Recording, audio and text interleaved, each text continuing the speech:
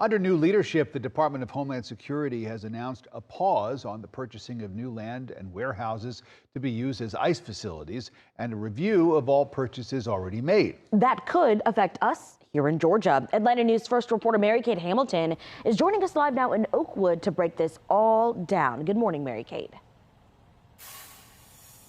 Good morning, and that's right. So in our case, the Department of Homeland Security has already purchased land and facilities here in Oakwood as well as in Social Circle. But now the department says they're going to be reviewing and even scrutinizing all of those contracts. And this comes after communities, including here, worried about the drain that these facilities could have on local resources. Now the department says they want to work closely with community leaders to make sure that's not a problem.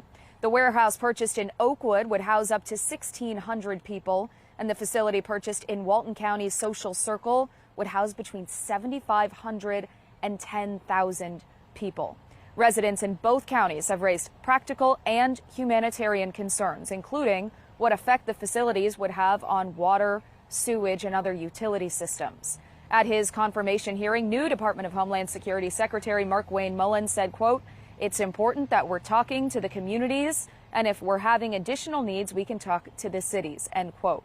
Local leaders on both sides of the aisle have said that is imperative.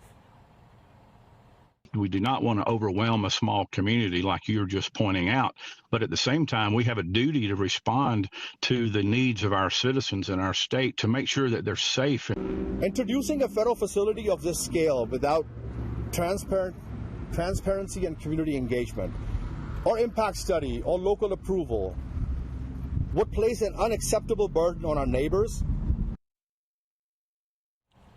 It's unclear exactly what will happen to the facilities in Oakwood and in Social Circle, but that's why we're keeping a very close eye on this. Again, they say those contracts to be reviewed.